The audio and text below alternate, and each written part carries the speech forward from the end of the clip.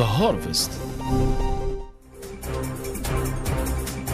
Good afternoon, Africa. This is Imane Nouad with the latest news from across the continent and the world.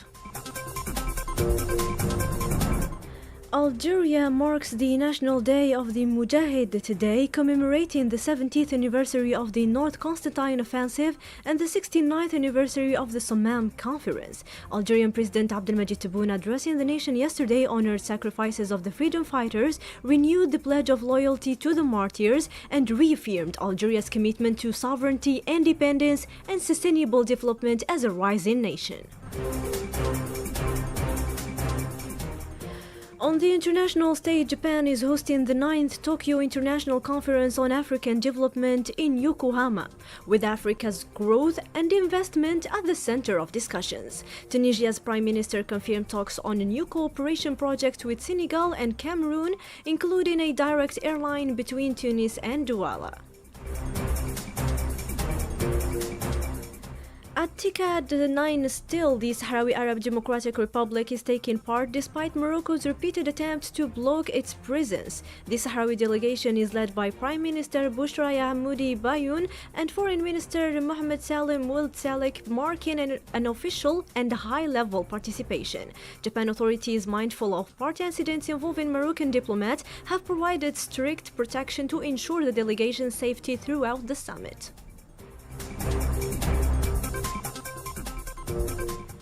In Mali, former Prime Minister Tugu Kukala Maiga is being charged with embezzlement of public funds and placed in detention 9 months after his dismissal by the ruling junta.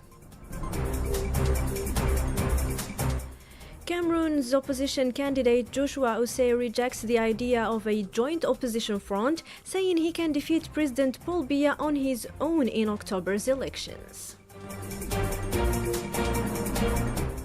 In Nigeria, the death toll from Tuesday's attacks on a mosque in northwest has risen to at least 30 according to local sources. Meanwhile, 26 people have been rescued after a boat capsized in Sokoto State. In Benin, the number of victims from a bus accident that plunged into the Wemi River has climbed to 37 after more bodies were recovered. On the occasion of World Humanitarian Day yesterday, the United Nations warns of an alarming rise in violence against aid workers, with 383 killed in 2024, mostly local staff. The United Nations cautions that vital assistance to 500,000 refugees in Cameroon could be suspended by the end of August without urgent funding. In Sudan, authorities report 575 new cholera cases and 22 deaths over the past week as health concerns mount.